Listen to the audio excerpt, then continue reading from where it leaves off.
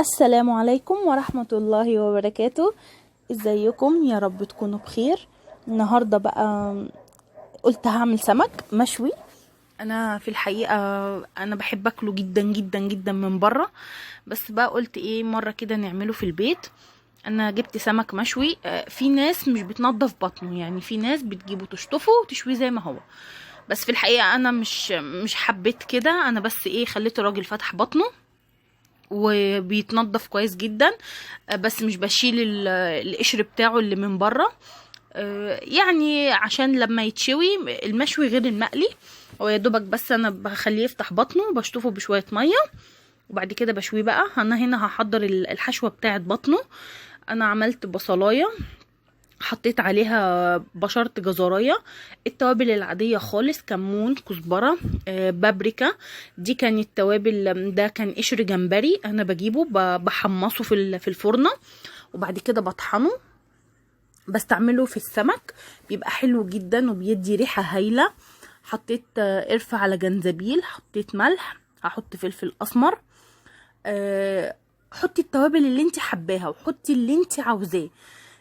انا في ناس مش بتحطي في السمك المشوي خل، بس انا علشان هشويه وهستعمل الخلطة دي للدقة فانا حطيت خل.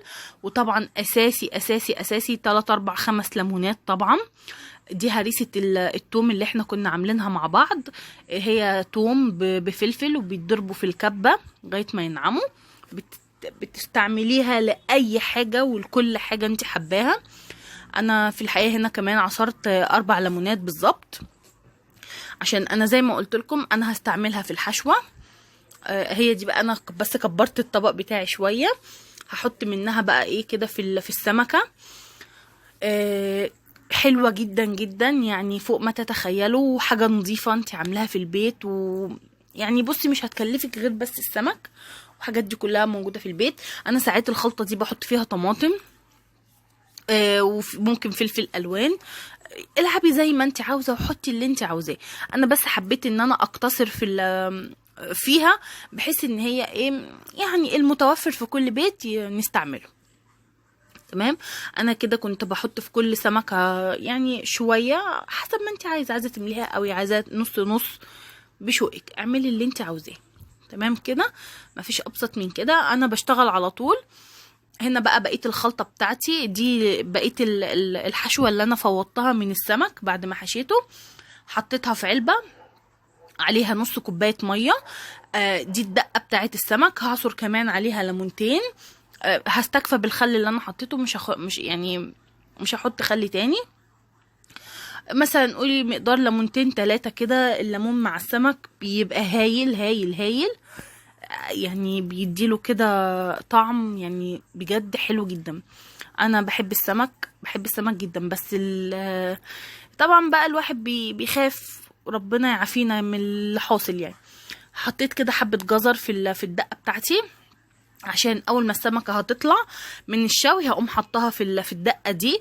بتدي يعني للسمكة طعم في منتهى الجمال والحلاوة اللي في الدنيا. انا جبت بقى كيس بلاستيك، حطيت فيه حبة ردة، هبدر السمكة كده كأنك هتحطيها في دقيق وتقليها. تمام. هبدر السمكة كده من على الجوانب، من يمين وشمال، بس انا مش هحط جوه، يعني انا مش هحط جوه. تمام. والحجم اللي انت عاوزاه بقى، يعني عايزه السمك كبير، عايزاه صغير، عايزاه متوسط، العبي براحتك، يعني اللي انت يعني براحتك، دي حريه شخصيه. هو انا بحبه، يعني انا بحب الحجم ده، ما احبوش يكبر عن كده. اي صاجه عندك بقى. دي كانت صاجه بتاعه اللي هو القوالب الكيك اللي بتتفتح من الجنب، ما كنتش محتاجاها يعني، فقلت هشوي عليها. هي نفعتني جدا الحقيقه، كانت ونعمة فعلا، ونعمة الصاجة يعني. شويت عليها السمك بتاعي بالشكل ده، ما يتقلبش غير بعد مثلا قولي 5 دقايق من على كل جانب، عشان لو اتقلب وهو طري هيلزق وهيفتفت. السمك مش بيستحمل خالص. بس هو الفكرة ما بين المقلي والمشوي ان المشوي بياخد اكتر من المقلي. بصوا انا مش عايزه اقول لكم الصوت عملت بجد، عملت اللي هي السخونيه مع الحراره. كان حقيقي في منتهى الجمال، ما اكلتش اطعم منه، احلى من بره وانضف من بره بمراحل طبعا، يعني ما فيش وجه مقارنه.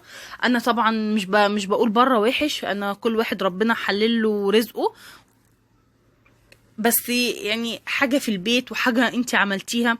الواحد لما بيعمل حاجه بايده وبتطلع حلوه بينبسط جدا وبيفتخر ان هو عمل حاجه نظيفه، مقارنه ببره طبعا يعني ما فيش مقارنه خالص.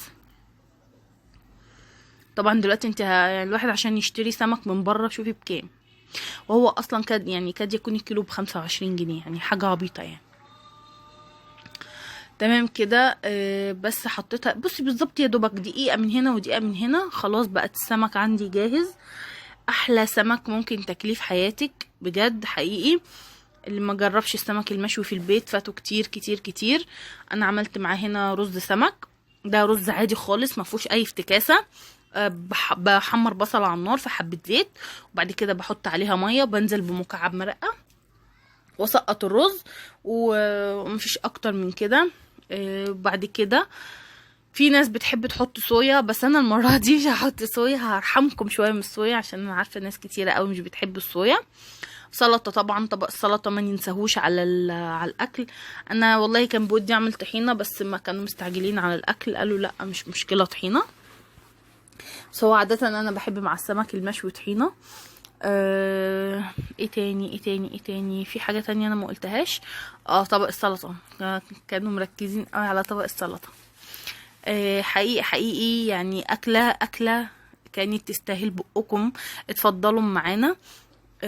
يا رب بقى النهارده يكون الاكل عجبكم، ويا رب تكون وصفه السمك حلوه كده لذيذه، تنفع العزومه طبعا، تبقى فعلا فعلا ونعمل العزومه. جرجير يا جماعه، وفوائد الجرجير معرفتهاش غير متاخر.